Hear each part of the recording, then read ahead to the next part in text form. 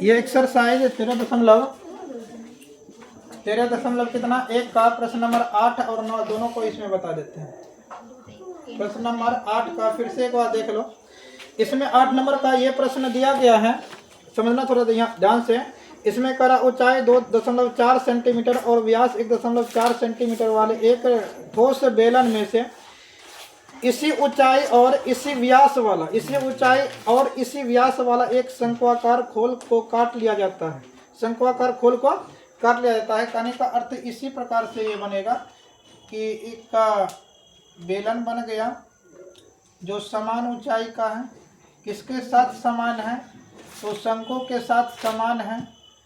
इससे जो है एक शंक्वाकार भाग को कुछ इस प्रकार से काट लिया जाता है। इसमें से शंकु का भाग काट करके इस प्रकार से निकाला जाता है। मान लो यहाँ से लेकर के यहाँ तक ये इसका त्रिज्या हो जाएगा।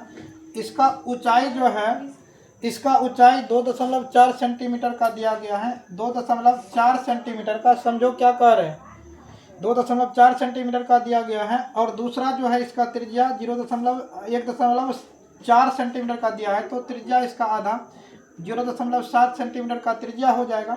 0.7 का क्या हो जाएगा, त्रिज्या हो जाएगा। अब कहने का मतलब जो है इसमें से इसी बेलन में से शंक्वाकार भाग को खोखला मतलब शंक्वाकार भाग को काट लिया जाता है। कहने का अर्थ इसमें से कट जाएगा तो भाग कैसा बचेगा, तो भाग कुछ इस प्रकार से बच रहा है, ऐसे वाला भाग बचेगा। ऐसे वाला भाग एक बार देख लो, ऐसे भी समझ लो, ऐसे भाग काट करके इसमें से निकलेगा। क्या इसको इसमें से काट करके निकालेंगे तो क्या इस प्रकार से भाग बचेगा ना। तो अब बताओ इसमें कपड़ा कहाँ कहाँ लगेगा, तो पहला इसके चारों तरफ चारों साइड कपड़ा लगेगा और इसके साइड चारों साइड से क्या लगेगा, कपड़ा लगेगा। और कपड़ा कहाँ दिया जाएगा, तो कपड़ा इस वाला भाग पर भी दिया जाएगा, ये वाला भाग पर भी कपड़ा दिया जाएगा, आधार को छोड़ करके। ठीक, अब कहाँ कहाँ कपड़ा दिया जा रहा है, तो इस प्रकार से बने पृष्ठीय क्षेत्रफल क्या ज्ञात करना है। इस प्रकार से बने ठोस का पृष्ठीय क्षेत्रफल, इस प्रकार बने ठोस का पृष्ठीय क्षेत्रफल ज्ञात करना है। तो पृष्ठीय क्षेत्रफल ज्ञात करना है तो पहला बेलन बन रहा है, बेलन का पृष्ठीय क्षेत्रफल ज्ञात करेंगे, बेलन का पृष्ठीय क्षेत्रफल। और इसके अंदर क्या है, शंकु, तो शंकु का पृष्ठीय क्षेत्रफल ज्ञात करेंगे, पृष्ठीय क्षेत्रफल को ज्ञात करेंगे। और इसके अंदर क्या है, ये वाला भाग को हम कह सकते हैं कि ये यानी कि किसका है, वृत्त का क्षेत्रफल ज्ञात करेंगे। वृत्त का क्या ज्ञात करेंगे,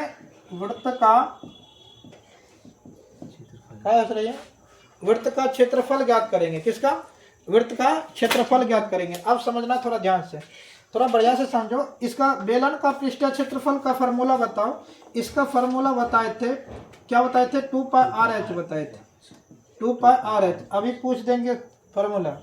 और शंकु का पृष्ठीय क्षेत्रफल, शंकु का पृष्ठीय क्षेत्रफल का फार्मूला क्या बताए थे, πr/l बताए थे।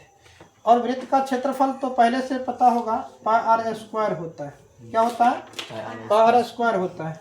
थोड़ा ध्यान से देखो, इसमें πr, इसमें भी πr, इसमें भी तीनों में πr कॉमन है। तीनों में πr क्या है, कॉमन है। कॉमन का मतलब तीनों में से πr को खींच सकते हैं, तो खींच लो, πr खींच लिए तो बचा क्या, 2h बचा। इसमें से क्या बच रहा है, l बच रहा है। और इसमें से क्या बच रहा है, एगो r तो खींच लिए, एगो r बच रहा है।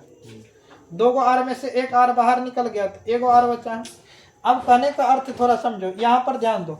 यहाँ पर पाई का मान 22/7 करेंगे गुना त्रिज्या r का कितना है, 0.7 इंटू 2h, 2 गुना h, ऊंचाई कितना है 2.4 प्लस l का मान तो इसमें नहीं दिया गया है, l का मान तो पहले ज्ञात करेंगे। l का जगह छोड़ देते हैं, l का मान यहाँ पर छोड़ देते हैं। और यहाँ पर बताओ l का मान यहाँ पर भरेंगे। और यहाँ पर कितना आता है, यहाँ पर क्या है, r कितना है 0.7, 0 का 0.7 हो जाएगा, 0.7। अब पहले l का मान इसमें नहीं दिया गया है। प्रश्न थोड़ा बढ़िया से समझा करो, ही करने में रह जाएगी तो बच जाएगी। अब देखो इसमें क्या हो जाएगा, इसमें क्या दिया गया है, तो इसमें l का मान नहीं दिया गया है। और आकृति में थोड़ा गौर से देखो, आकृति थोड़ा ध्यान से देखो। आकृति में हमें यह दिया गया है, ये जो शंकु है, इससे इस प्रकार से शंकुआकार जो भाग बेलन के अंदर से काट लिया जाता है, जो ऊंचाई बेलन का है उसी ऊंचाई शंकु का है। मतलब शंकु की ऊंचाई और शंकु की ऊंचाई और बेलन की ऊंचाई दोनों का दोनों प्रश्न में दिया गया है सेम है, मतलब बराबर है।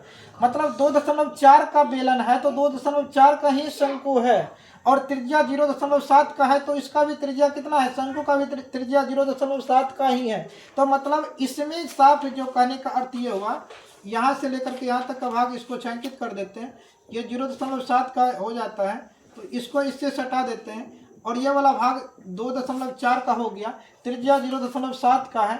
हमें त्रियक ऊंचाई मतलब ये वाला हाइट हमें पूछा जा रहा है, तो ये वाला हाइट क्या हो जाएगा, त्रियक ऊंचाई।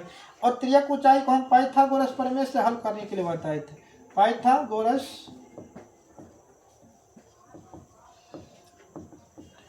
प्रमेय से h² बराबर क्या होता है, p² प्लस b²। h के जगह पर क्या करेंगे, l²। p का मान कितना हो जाएगा 2.4, इसका स्क्वायर b का मान कितना हो जाएगा 0.7, आधार कितना है 0.7। l² बराबर ये 24 को 2 बार गुना करेंगे, 2.4 को 2.4 से गुना करेंगे तो बताना जरा इसका क्या हो जाएगा, क्या 576, मतलब 5.76, और प्लस में 0.49। 0.7 को 0.7 से मल्टीप्लाई करेंगे तो कितना आ जाएगा 0.49 आ जाएगा। तो l² दोनों को जोड़ने पर 6.2 आ जाए, 2.5 आएगा। तो l का मान निकालेंगे तो इधर वर्ग है, इधर जाएगा तो रूट में, तो 6.25। l का मान कहने का मतलब ये हो जाएगा 2.5 का स्क्वायर हो जाएगा। इस स्क्वायर से रूट वैसे कटता नहीं, कटा करके ही बता रहे, 2.5 सेंटीमीटर कितना हो जाएगा 2.5 सेंटीमीटर। मतलब l जो है सब दिया गया है, l का मान निकालें अभी जस्ट, कितना आया 5 आया। तो इसके बीच में आराम से रख देंगे, 2.5 आया तो 2.5 को हम रख देते हैं।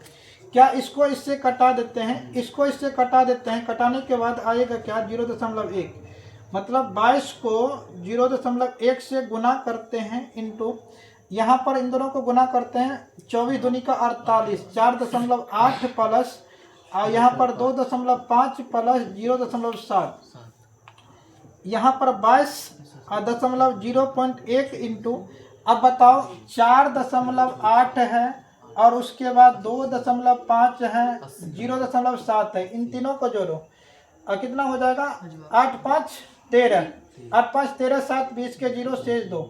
अब यहाँ पर 4 2 6, 6 2 कितना हो जाएगा 8, कितना हो जाएगा 8। कहने का मतलब ये सिंपल 8 ही होता है। 22 थोड़ा देखो ध्यान से, तो यहाँ पर कितना आया 22 को यहाँ पर 22 यहाँ पर कितना गुना चिन्ह है ना, 22 गुना 0.1 गुना 8 आता है। इसका पॉइंट उड़ाओ, नीचे एक संख्या 1 0 कर देते हैं, ठीक, एक संख्या 1 0 करते हैं तो इस प्रकार से क्या वो 80 आता है ना, वो 80 टोटल का टोटल 80 आएगा, हाँ टोटल 80 आएगा। तो क्या इसको दोनों को गुना करते हैं तो कहने का अर्थ कुछ इस प्रकार से आता है। तो 22 को 8 से गुना करेंगे और भागा कितना करेंगे 10 करेंगे, 8 दूनी 16, 8 दूनी 16 ये ना आता है, 8 दूनी 16, 8 दूनी 16, 17 ही आता है, और 17 बटे में कितना 10, इसको कटाने पर 17.6 सेंटीमीटर आता है, 17.6 सेंटीमीटर लगभग में आता है। ये भी क्या आ जाएगा लगभग में आंसर। तो कहने का अर्थ इसमें देखो 17 कितना आया 6 सेंटीमीटर, लगभग में ही आंसर इसका होगा, ठीक है। और पूरा पूरी इसका आंसर कितना है 18, पूरा नहीं आ रहा है, इसमें से कुछ कम आ रहा है ना, 4 के लगभग में कम आ रहा।